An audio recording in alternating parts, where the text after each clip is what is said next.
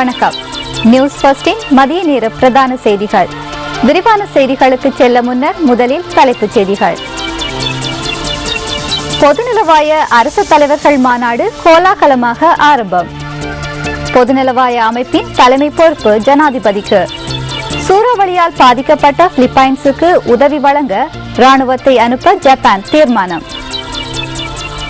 இனி விரிவான செய்திகள். பொதுநலவாய அரசு தலைவர்கள் மாநாட்டின் அங்குரார்ப்பண நிகழ்வு தாமரை தடாகம் மஹிந்த ராஜபக்ச கலையரங்கில் இன்று காலை நடைபெற்றது.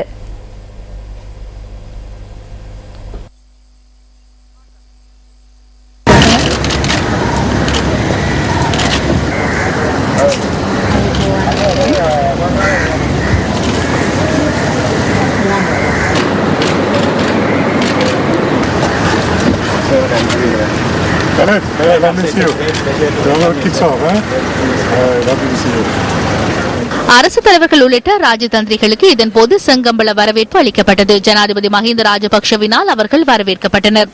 பொதுநலவாய அரசு தலைவர்கள் அமைப்பின் செயலாளர் நாயகம் கமலேஷ் சர்மாவும் இந்த சந்தர்ப்பத்தில் பிரசன்னமாகியிருந்தார்.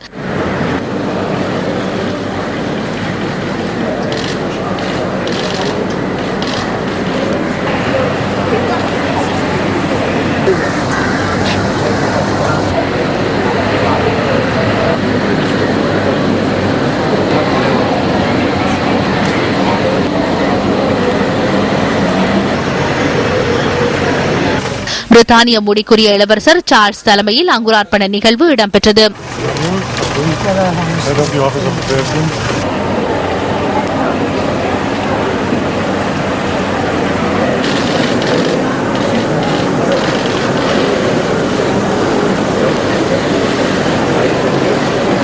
இதன் பின்னர் மாநாடு ஆரம்பமானது.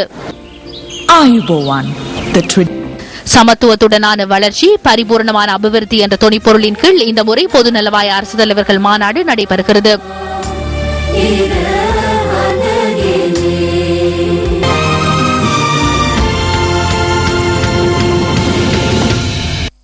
In this meeting is a historic occasion for Sri Lanka and also a tribute to Asia. இந்த மாநாட்டை இலங்கையில் நடாத்துவதற்கு வாய்ப்பு கிடைத்தமை ஒரு வரலாற்று சிறப்புமிக்க சந்தர்ப்பமாகும். 24 வருடங்களின் பின்னரே பொதுநலவாய மாநாடு ஆசிய நாடொன்றில் நடைபெறுகின்றது. இந்த மாநாட்டினை ஆசியாவில் முதல் முறையாக நடாத்துவதற்கு எமக்கு வாய்ப்பு கிடைத்தமை கௌரவமிக்க சந்தர்ப்பமாகும். சமாதானத்தை ஏற்படுத்தி பொருளாதார ரீதியில் வளர்ச்சி கண்ட வண்ணம் நாம் புதிய பிரவேசத்துக்கு பயணித்துக் கொண்டிருக்கின்றோம். 30 வருடங்களாக எமது நாட்டில் நிலவிய பயங்கரவாதம் காரணமாக எனது நாட்டு மக்களுக்கு இந்த வாய்ப்பு கிடைக்கவில்லை. 2009ஆம் ஆண்டு பயங்கரவாதத்தை நிறைவு செய்த பின்னர் எமக்குள்ள மிகப்பெரிய மனித உரிமை வாழ்வதற்கான உரிமை என்பதனை நிரூபித்தோம். 2013ஆம் ஆண்டு பொதுநலவாய மாநாடு இலங்கையில் நடைபெறுகின்றமையினால் அபிவிருத்தியை நோக்கிய இந்த மாநாட்டின் இலக்கை அடைந்து கொள்வதற்காக ஒத்துழைப்பு வழங்கும் வாய்ப்பு எமக்கு கிடைக்கின்றது. பொதுநலவாய நாடுகள் தமது உறுப்பு நாடுகள் தொடர்பில் மேலும் செயற்திறனாக செயற்பட வேண்டுமாயின் மக்களின் தேவைகள் தொடர்பில் அதிக கவனம் செலுத்த வேண்டும். அது வெறுமனே கண்காணிக்கும் ஒரு அமைப்பாகவோ அல்லது தண்டனை வழங்கும் ஒரு அமைப்பாகவோ இருந்துவிடக்கூடாது. நாடுகளின் முன்னேற்றம் குறித்து செயற்பட வேண்டும். இலக்குகளை அடைந்து கொள்ள அனைத்து நாடுகளும் ஒத்துழைப்புடன் செயற்பட வேண்டும். And not let it turn into a punitive or judgmental body. We must also collectively guard against bilateral agendas being introduced into the organization. அங்குரார்ப்பண நிகழ்வை அடுத்து பண்டாரநாயக்க மாநாட்டு மண்டப வளாகத்தில் நிறைவேற்று குழு கூட்டம் நடைபெறவுள்ளது. இது தொடர்பான தகவல்களை அறிந்து கொள்வதற்கு லைவ் டிஜி தொழில்நுட்பத்தின் ஊடாக பண்டாரநாயக்க ஞாபகார்த்த சர்வதேச மாநாட்டு மண்டபத்தில் உள்ள எமது அலுவலக செய்தியாளர் இரா கோகுல்நாத்துடன் தொடர்பை ஏற்படுத்துகின்றோம். வணக்கம் கோகுல்நாத். நிரூபணமாகியுள்ளது. இங்கிருக்கின்ற ஊடகவியலாளர்கள் அனைவரும் அவர்கள் வருகை தந்திருக்கும். வணக்கம் சரணி. இது இலங்கையின் நேரம் என்பது மீண்டும் ஒரு தடவை நிரூபணமாகியுள்ளது. இங்கிருக்கின்ற ஊடகவியலாளர்கள் அனைவரும் சர்வதேசத்திற்கு இது இலங்கையின் நேரம் என்கின்ற தகவலை அவர்களுடைய ஊடக நிறுவனங்களுக்கு இணையதளம் மூலமாகவும் முகப்புத்தகம் மூலமாகவும் அது மாத்திரமல்லாமல் மின்னஞ்சல் மூலமாகவும் அனுப்பி கொண்டிருக்கிறார்கள். இப்போது பொதுநலவாய அரசு தலைவர்கள் மாநாட்டினுடைய முக்கியமான நிறைவேற்று குழு கூட்டம் பண்டாரநாயக்க ஞாபகார்த்த மாநாட்டு மண்டபத்திலே நடைபெற்றுக் கொண்டிருக்கிறது. இதற்கு முன்பாக இன்று காலை 10:30 அளவிலே கொழும்பு தாமரை தடாகம் மஹிந்த ராஜபக்ஷ கலையரங்கிலே இன்றைய தினம் பொதுநலவாய அரசு தலைவர்கள் மாநாட்டினுடைய முக்கியமான அங்குரார்ப்பண நிகழ்வு நடைபெற்றிருந்தது. சங்கம்பள வரவேற்பு அளிக்கப்பட்டிருந்தது. இதன் பொழுது பொதுநலவாய அரசு தலைவர்களுக்கு அது மாத்திரமல்லாமல் அதனைத் தொடர்ந்து இன்றைய தினம் ஜனாதிபதி மஹிந்த ராஜபக்ஷ அவர்கள் உரையாற்றியிருந்தார். அதற்கு அடுத்தபடியாக பொதுநலவாய அமைப்புகளுடைய செயலாளர் நாயகம் கமலேஷ் சர்மா உரையாற்றியிருந்தார். பின்னர் ஆஸ்திரேலிய பிரதமருடைய உரை இடம்பெற்றிருந்தது. இறுதியாக வேல்ஸ் இளவரசர் 2ஆம் எலிசபெத் மகாராணியை பிரதிநிதித்துவப்படுத்தி வருகை தந்திருந்த இளவரசர் சார்ல்ஸனுடைய உரை இடம்பெற்றிருந்தது. நமது நாட்டினுடைய புகழ்பூத்த கலைஞர்கள் பலருடைய கலாசார கலை நிகழ்வுகளும் கூட இடம்பெற்றிருந்தன. அது மாத்திரமல்லாமல் பொதுநலவாய நாடுகள் அமைப்பிலே அங்கம் வகிக்கின்ற ஒவ்வொரு நாடுகளினுடைய பாரம்பரியம், கலாசாரம், பண்பாட்டினை பிரதிபலிக்கக்கூடிய பல்வேறு கலை நிகழ்வுகளும் கூட இந்த நிகழ்வினை அலங்கரித்திருந்தமை ஒரு முக்கியமான விடயமாக இருக்கிறது. இப்போது நடைபெறுகின்ற அரசு தலைவர்களுடைய நிறைவேற்றுக்குழு கூட்டத்திற்கு அடுத்தபடியாக இளைஞர் மாநாட்டிலே தெரிவு செய்யப்பட்டிருக்கக்கூடிய பல்வேறு நாடுகளினுடைய இளைஞர் பிரதிநிதிகளும் அரசு தலைவர்களும் இணைந்து ஒரு கலந்துரையாடலை மேற்கொள்ள இருக்கிறார்கள். அதற்கு அடுத்தபடியாக கமலேஷ் சர்மா அவர்கள் உத்தியோகபூர்வ விருந்துபசாரத்தை அரசு தலைவர்களுக்கு வழங்க இருக்கிறார். அதற்கு அடுத்தபடியாக நிறைவேற்றுக்குழு கூட்டத்தினுடைய 2வது அமர்வு நடைபெற இருக்கிறது. ஆகவே பொதுநலவாய அரசு தலைவர்கள் மாநாடு தொடர்பான தகவல்களை உடனுக்குடனும் விரைவாகவும் துரிதகதியிலும் சர்வதேச ஊடகவியலாளர்கள் பலரும் அவர்களுடைய நாடுகளுக்கு வழங்கிக் கொண்டிருக்கின்ற அதே நேரம் நாங்களும் வழங்குவதற்கு தயாராக இருக்கிறோம். 3 மொழிகளிலும் அரசு தலைவர்கள் மாநாட்டினுடைய தீர்க்கமான தருணங்கள் தொடர்பான தகவல்களை அறிந்து கொள்வதற்காக நியூஸ் ஃபர்ஸ்டோடு இணைந்திருங்கள். நியூஸ் ஃபர்ஸ்ட் செய்திகளுக்காக பண்டாரநாயக்க சர்வதேச ஞாபகார்த்த மாநாட்டு மண்டபத்தில் உள்ள ஊடக நிலையத்தில் இருந்து ராஜேந்திரன் கோகுல்நாத். நன்றி கோகுல்நாத். பொதுநலவாய அரசு தலைவர்கள் மாநாட்டை முன்னிட்டு எதிர்வரும் நாட்களில் முன்னெடுக்கப்படும் போக்குவரத்து திட்டம் குறித்து போலீஸ் ஊடக பேச்சாளர் சிரேஷ்ட போலீஸ் அத்தியட்சகர் அஜித் ரோகனவிடம் நாம் வினவினோம்.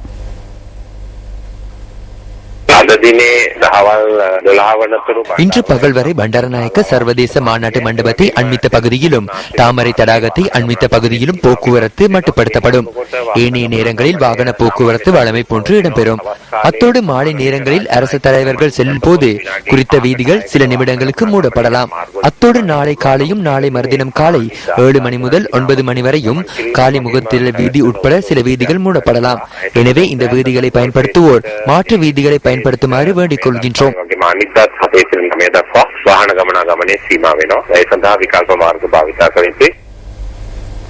இந்திய வெளிவிவகார அமைச்சின் செயலாளர் சுஜாதா சிங் மற்றும் தமிழ் தேசிய கூட்டமைப்பின் பாராளுமன்ற குழு தலைவர் இரா சம்பந்தனுக்கும் இடையில் கொழும்பில் நேற்று சந்திப்பொன்று நடைபெற்றது.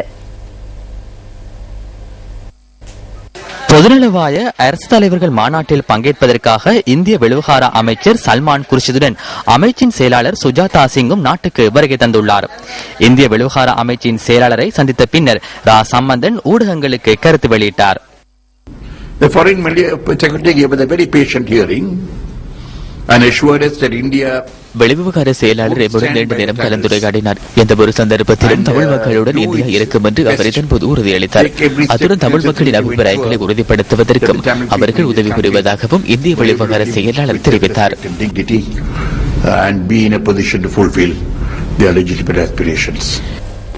ஜனாதிபதி மஹிந்த ராஜபக்சவின் பிறந்த தினம் மற்றும் பதவி பிரமாணம் ஆகியவற்றை முன்னிட்டு களுத்துறை மாவட்ட அலுவலகத்தில் நேற்று நிகழ்வொன்று ஏற்பாடு செய்யப்பட்டிருந்தது.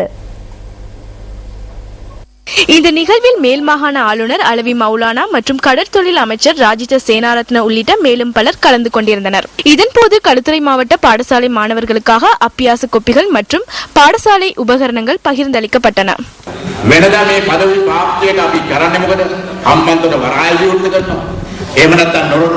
பதவி பிரமாண நிகழ்வை முன்னிட்டு முன்னர் அம்பாந்தோட்டை துறைமுகம் திறந்து வைக்கப்பட்டது. அப்படி இல்லை என்றால் நுரைச்சோலை அனல் மின் நிலையம் திறந்து வைக்கப்படும். அப்படி இல்லை என்றால் கொத்மலை மின் உற்பத்தி நிலையம், தெற்கு அதிவேக வீதி ஆகியன திறந்து வைக்கப்பட்டன. எனினும் இம்முறை தேசிய வேலை திட்டத்தையும் தாண்டி சர்வதேச திட்டம் ஒன்றை முன்னெடுத்துள்ளார். வரலாற்றில் முதல் தடவையாக பிரித்தானியாவின் முடிக்குரிய இளவரசர் சார்ல்ஸ் மற்றும் பொதுநலவாய அரசு தலைவர்களை அழைத்து வந்து அவரது பதவி பிரமாண நிகழ்வை கொண்டாடுகின்றார்.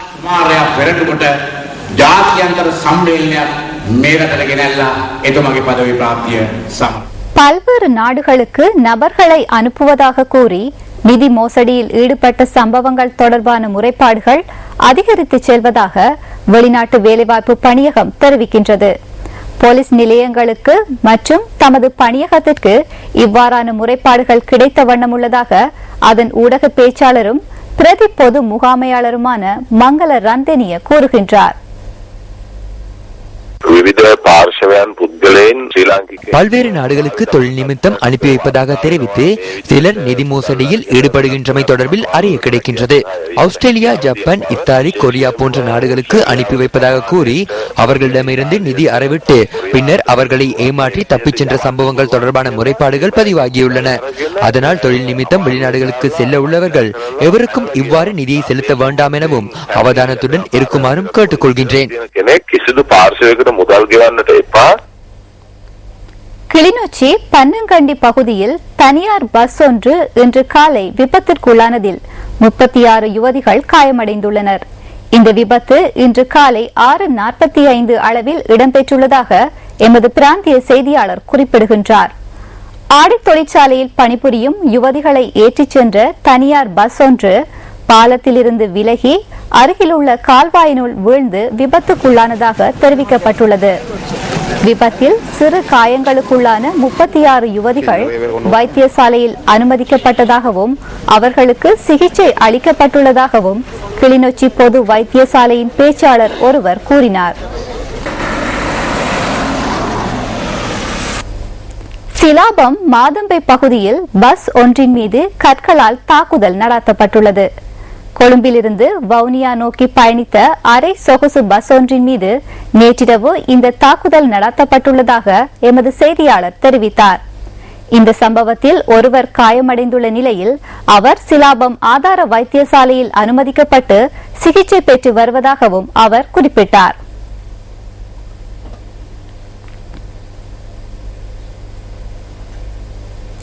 தேசிய மரநடுகை நிகழ்வை முன்னிட்டு மரக்கன்றுகள் நடுகை திட்டம் மட்டக்களப்பில் இன்று வைபவ ரீதியாக ஆரம்பித்து வைக்கப்பட்டது. மட்டக்களப்பு மாவட்டத்தின் பாலமீன்மடு பகுதியில் முற்பகல் 10:33 அளவில் மாவட்ட அரசாங்க அதிபர் TSM சார்ல்ஸ் இந்த நிகழ்வை ஆரம்பித்து வைத்தார். இந்த நிகழ்வில் மாவட்ட திட்டமிடல் பணிப்பாளர், மாவட்ட வன அதிகாரி, உதவி மாவட்ட வன அதிகாரி, மாவட்ட பிரதம கணக்காளர் உட்பட ஏனைய அரசு அதிகாரிகள், பாடசாலை மாணவர்கள், பொதுமக்கள் என பலர் கலந்து கொண்டிருந்தனர்.